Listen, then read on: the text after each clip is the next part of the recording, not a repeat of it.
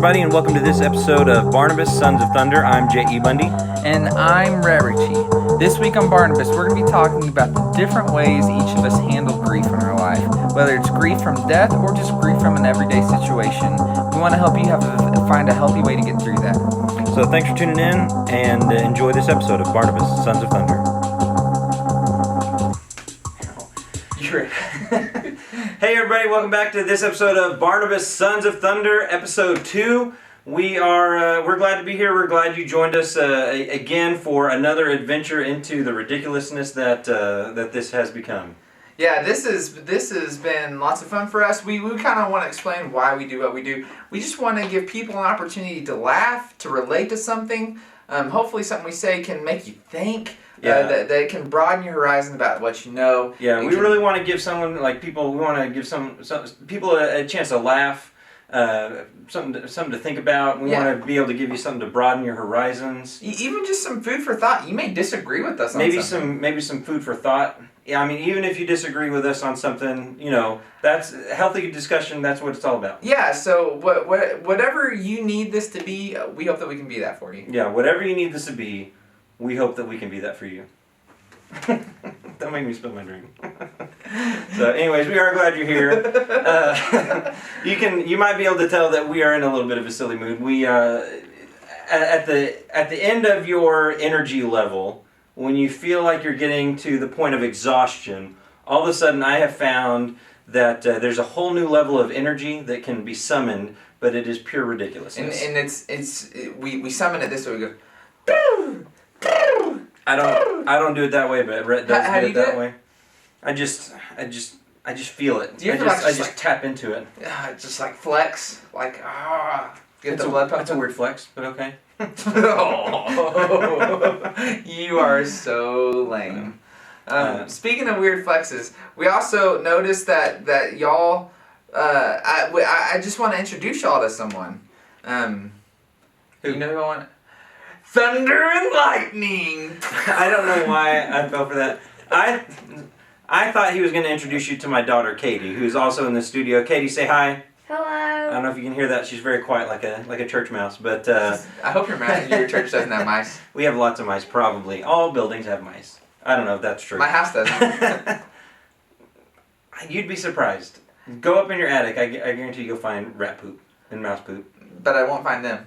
There's lots of chemicals up there, and they are not living through that. So anyway, there was at one point. Yeah. There is no more. Maybe not every building, so that may be an exaggeration. Yeah. But anyways, that's who I thought. Exaggerate here. That's who I thought he was going to introduce, and so I'm angry at myself for falling for that. But we do need to go ahead and introduce you to somebody else. You know? Mm-mm. Oh. We don't. Thunder and lightning. Almost as funny the second time as it was the first time, right, guys?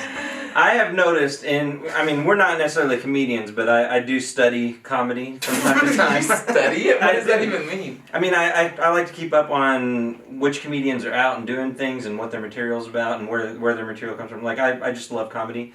And the one thing that I do know that all comedians say is that the more you repeat something over and over again, even if it's not funny, that eventually it will become funny. Well, that's not meant to be funny. This is meant because I just have big muscles. We just sat for 5 minutes in the bathroom in the mirror looking at our muscles, talking about things we do to work out. You can't even deny it because that's the truth. No. The way that you said that, I can deny. Because we didn't just sit there staring at ourselves in the mirror. We were talking about working out and how we work out different parts of our body. It's normal male conversation. In front of a mirror where we were both flexing. Well, tomato. Man. So we've been having a lot of fun doing this. We're thankful that you've been engaging, and any comment you have, even if it's making fun of us, we want to hear it. Yeah. Just please be gentle. You don't have to be. It's the internet. We can handle it, I think. Mom, stop! Don't post anything mean, Mom. So I think I told you about this one time for a class I was teaching. Me and my co-teacher decided to put pictures of ourselves on Reddit. Roast Me. Have you ever seen those Roast Me Reddit threads? Yeah. We posted pictures of ourselves and just asked the internet to roast us. I would be surprised if you could come up with something that was more hurtful than what came through on those threads. So that was pretty rough. But Why did you, like, why would somebody in a regular day just go do that? Or do you think they post pictures of other people and then say roast me? no, so they have rules. You have to actually be holding a sign that says roast me in the picture so that they know you're a willing participant. But I think people just do it. I mean, it's kind of funny to see what people say. I mean, there's some pretty vulgar things out there. I'm not gonna lie. Yeah. The majority of the comments I could not say on this show. but it's kind of funny to open yourself up to ridicule every once in a while, and I think it keeps you humble and makes you kind of have to have a sense of humor about yourself. But see, I feel like I'm always, like, open. Like, people always make fun of me. And you know what? That still hasn't brought me any humility. Yeah. Well, maybe that's a testament to something wrong with you then. Or to just how strong-willed I am and how much I want to persevere past the bullies in my life. Well, maybe. Because they think they're being funny, but they're just Yeah. bullies. Well, so let me ask you this: because like on Roast Me, like that's internet bullies. I don't really consider that and I invited that on myself, Yes, so yes. it's a whole different thing. But have you ever actually been bullied? Been the victim of a bully? Yeah, but it's not like the prototypical, oh, I got stuffed in my locker. And again, you mean stereotypical, not prototypical. Yeah, so the prototypical, like, got, same thing, interchangeable. Do you know what a prototype is? Yeah, A, B, and C. Like, that's the first prototype, the second prototype, third prototype. When you make something before it's a beta. Yeah, so a prototype and a stereotype are two different things, but continue. Yeah, but like the prototype coming out of bullying, it's not the same as the normal bullies. Like, mine was just always people saying hurtful things. Yeah. Like, people aren't always kind in person either. Yeah. Especially when you're in high school. So you never In junior high. You Like, never received physical bullying, it was just verbal bullying? well, halfway. Like, people like to wrestle, and I don't. Me neither. And then like friends will do this on me, and I'll like still want to do that, and like I'll wrestle with like my dad maybe, not even really at this point. Yeah. But like. Because he'll beat you. No, because he's fragile. But I just forgot what we were talking about. Bullying. Oh yeah, bullies. Yeah. But like I don't like that either. So like if people are doing that with me, I can like I get real tense and I. Yeah, I don't know how to do it. So, because I never really wrestled around with my friends growing up, that was never really my thing, and so the idea of engaging in that, like, I don't know how to do it in a fun way, and so it's same thing. It's awkward for me. Another thing I have never understood is games that guys play where you just try to hit each other in the crotch. Like I don't understand why people play those games, and I will never play one of those games because. Me either. For me, it's not even just the fear of pain. Like I don't want to feel the pain, but I don't have a desire to cause pain in someone else. Like that's not even fun for me. And I never want to be the one. Like I've played those games. I never want to be the one that causes the pain. But it's the same reason America has an infatuation with like the fail videos. No free ads. Send us. Send us a fail video. But like when someone does get hit in the private parts, it does make me giggle very hard. Yeah. And so I like to watch people play those games. Yeah, I don't mind watching the fails videos where someone gets hit in the crotch, but I don't want to be the one causing the pain. I don't want to be the one feeling the pain, all that stuff. So I just don't get into it. But I try to avoid pain at all costs, both physical and emotional, if I can. No. I had a scare lately, and kind of on the lines of emotional pain. Yeah. So I'm single. I live with my 2 dogs. They're my world. Mm-hmm. I love my 2 dogs, and They're your babies. They're my babies. Like they cuddle with me. They like won't leave me alone sometimes. Like they follow me. Like they don't know any other humans. They just follow. Yeah. And it's like sometimes when it's just like, hey, You're dogs, their alpha. Dogs, I want to sit on the toilet. They're like, all right. We'll look out for you, and they won't even like look at me. They're just like looking out to see what's going on. I'm like, guys. So, is this an admission that you don't close the door when you go to the bathroom? Well, yes, I close the door. But And if I forget, yeah, they're coming right in. if you forget, okay. Well, one of the doors isn't close to the toilet. One of them on the toilet I can shut when I see them. One of them, if I just walk in and like I don't think they're gonna follow me because I'm just sitting on the couch and get up, and all of a sudden they're there, I'm like, oh, please go away. And I live by myself. Why would I shut the door? Well, just because it's common decency, but For anyways, who? For a human being to to close the door. Anyway. The doors to the house are closed. Yeah. Anyways, you had a scare. So I was out of town on this little retreat for work, and I get a text saying, "Is this your dog?" It's like, and I didn't have any internet. The picture showed up, and I was like, "That is my dog." And all of a sudden, I was like, "Oh, you've got my dog. How did my dog get out?" And you didn't know who this text was The coming text from? was from a friend. Oh, okay. Who lived down the street.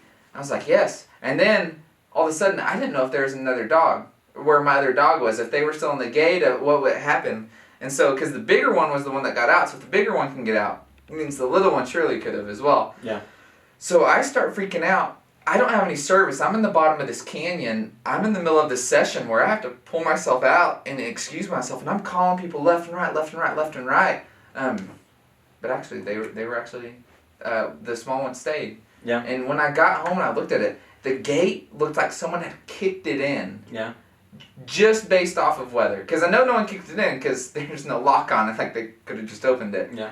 Or But they could have been just vandals. Just someone who wanted to wreck stuff. if you're a vandal and you kicked in my fence, you made me spend 45 minutes fixing it. Yeah. I want them to know. I'm sure they regret it. I'm sure they're watching and I'm sure they regret it. No. But man, it was such relief. But that was a scare I had real recent. Yeah. Because I love those. Like those are. I know everyone says pets are family, but I feel like these are more than family. Cause they're all I have. Yeah. In a sadly pathetic way. No, I know exactly what you're talking about. We've had a few animals in our family, and we actually, so right after we got married, we've been married for 16 years, me and my wife, and right after we got married, we bought a dog. All right, and so we bought this little, it was a black Chinese pug. It was awesome. Its name was Ralph. It was a girl. It was a girl named Ralph? It was a girl named Ralph. Why did you do that? And why we did that was because I wanted a dog named Ralph Wiggum. And Ralph Wiggum's a character on The Simpsons, if you don't know that, and he's my favorite character. He's the police officer's son, right? Yeah. And so I wanted a dog, and I was going to name it Ralph Wiggum. And so we went to the guy that, I guess the breeder is what they're called, and they had all the dogs. And so he's like, here's all the ones that are available. And we found the one, and the way we always pick an animal is we look for the one that is the laziest. And so we sat there and watched, and we're like, which one's playing around the most and has the most energy?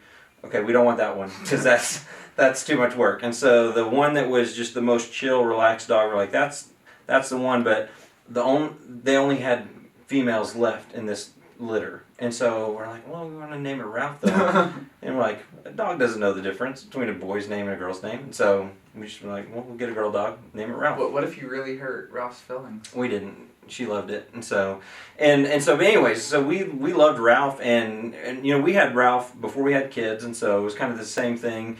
That dog was our baby, and we loved it. Yeah. We would take it everywhere with us. We'd take it on vacation, take it on trips and things like that. And I guess about 2 years ago, we lost Ralph. Not Ralph ran away, but Ralph passed away. And so I definitely know that attachment that you have to dogs, because that was a hard thing. And you had that dog even longer than I've had either of my dogs, almost combined. Yeah, I mean, I think she had to be 13 years old, 14 years old whenever she died.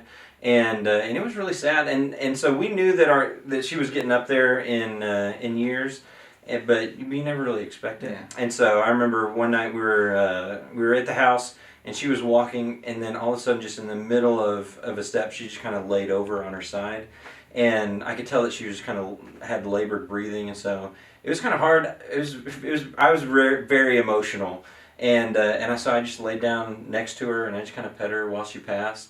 And so that's a hard thing to lose.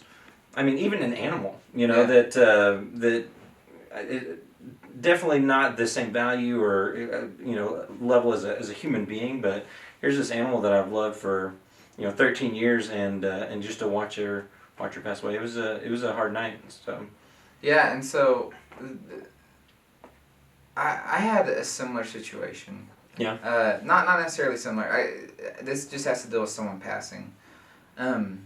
So my grandmother is kind of the matriarch of our family. Yeah. Um, She sold me my first house. yeah, she did. She was single for, I think it was 42 years. Her husband passed away and never remarried. She raised my dad and my aunt from the time they were, I think, 12 and 15. Mm-hmm. All the way up. They provided for them both. She was an inaugural member in the church that my family to this day still goes to. She led that family. And as she got older, it just got harder and harder. And we all kind of knew. We would even talk because she would be grumpy and like, this isn't her. Mm-hmm. This is all the medicine she's on. These are all the things that she's dealing with. These are all the... I mean, just she was taking so many pain medications to just be able to be bearable. Yeah. Just for her to be able to get out of bed. And so, as all of a sudden, I get a call one Sunday night, and my dad goes, "Hey, we had to take grandmother to the hospital tonight. She had a fall." And he seemed real hesitant, and we had some falls before. She had had some falls, and we had dealt with it. And he had seemed really, really hesitant in talking, and I could tell something was up. Well, a day or two later, all of a sudden, my dad's calling me, and this is right in the middle of finals are my next week, Mm-hmm. or finals are in the next week or two, and so I'm a senior in college, and he calls me saying, "Hey, we've got to move her to hospice," and so I'm like, Do I need to come home right now? Is this going to be the last time I'm ever able to talk to her? And he said, no, we'll give it a few days. We'll kind of see what happens. She may be able to bounce back. And so I waited because I had a really big project I needed to take care of. And then I drove straight there. And by the time I got there, her body was there. Nothing else was. Yeah. I never got to talk to her. I never got to say goodbye. But what's crazy is she stayed in that hospital, or that hospice, for about a week. And we came in 3 separate times because they told us she was about to die. And I remember one morning, I think actually every single family member I had on that side was sitting there holding hands, and we were praying. And then we all just kind of sat there and were expecting her to pass away. Mm-hmm. And she just didn't. She made it another 4 days after that. Wow. And we thought we were all going to be there with her. And it was crazy. My emotions were all over the place because it was time for her to go. Yeah. But I didn't want her to leave me. Yeah. And so from there, being in ministry, they asked me to preach her funeral. So I go, and I had this advice, that you need to be strong for everybody else in that moment. Yeah. You don't need to cry there. You give yourself as much time as you need to right after. You say your last amen, then you go straight to the bathroom. Yeah. And you can do whatever you need to in there. So that funeral, I remember preaching it, and I laughed and told stories about my grandmother, and hopefully got to celebrate her. Yeah. And well, then, and I remember you had a trick to help you keep a smile on your face through that.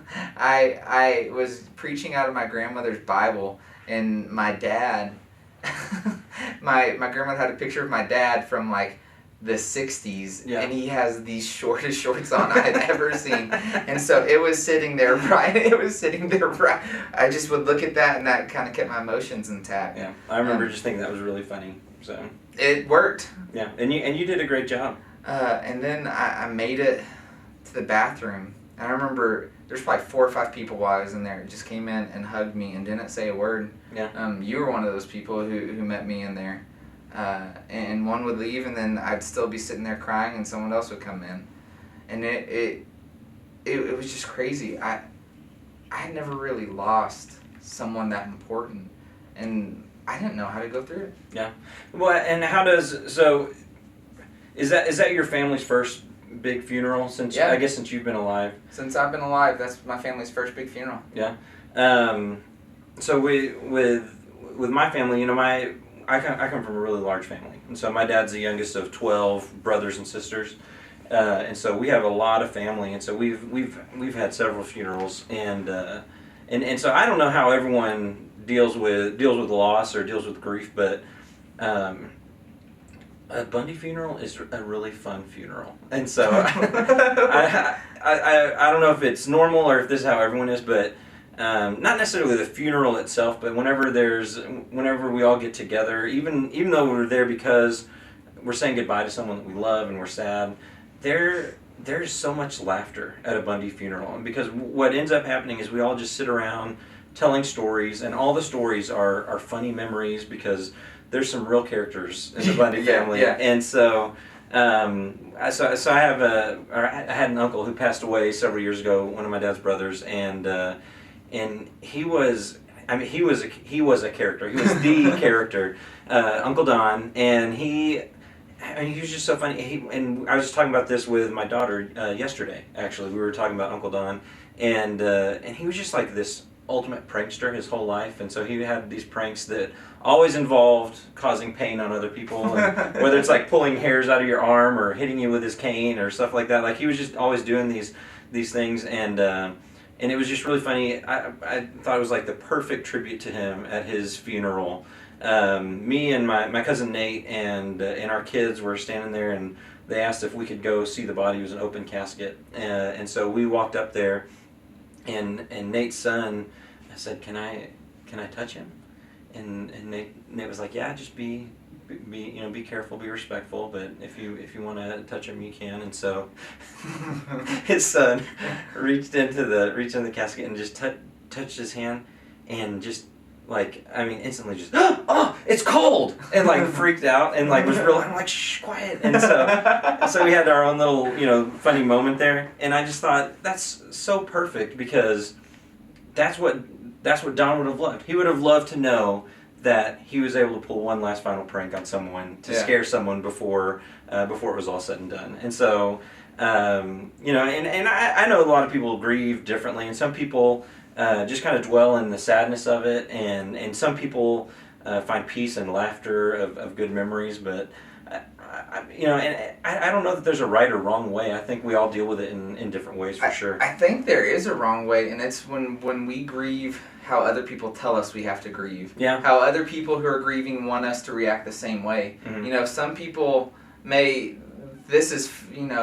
get by laughter, and when you're not laughing, that irritates them. And I think it's when you're grieving and you're grieving with people around you, be careful. Because you don't know what other people are feeling. I actually went to a visitation last night for this girl in my youth group who lost her dad, and I told her to listen.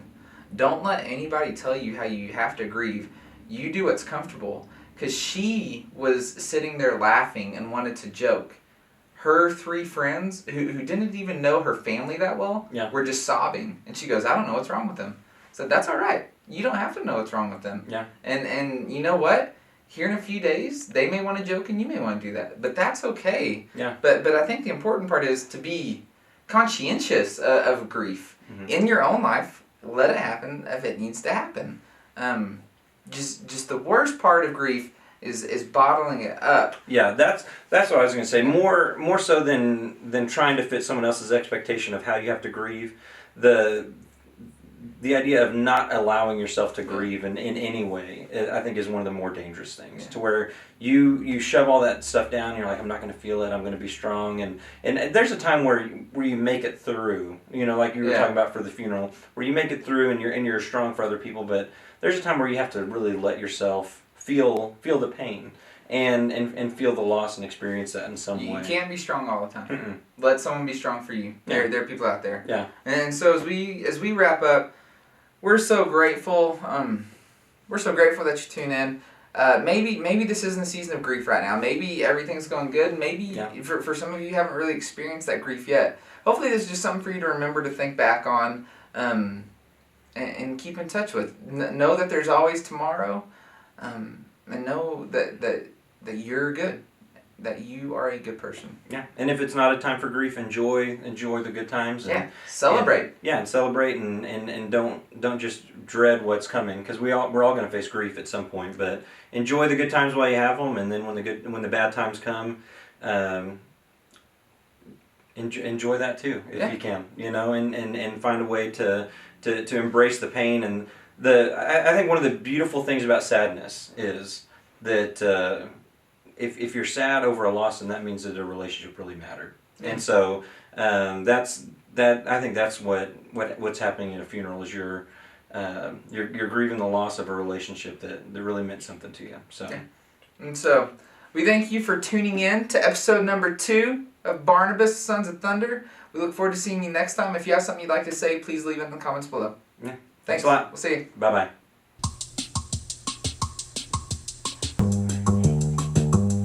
Thank you for tuning in to this episode of Barnabas Sons of Thunder. We really hope that you found this episode entertaining and encouraging.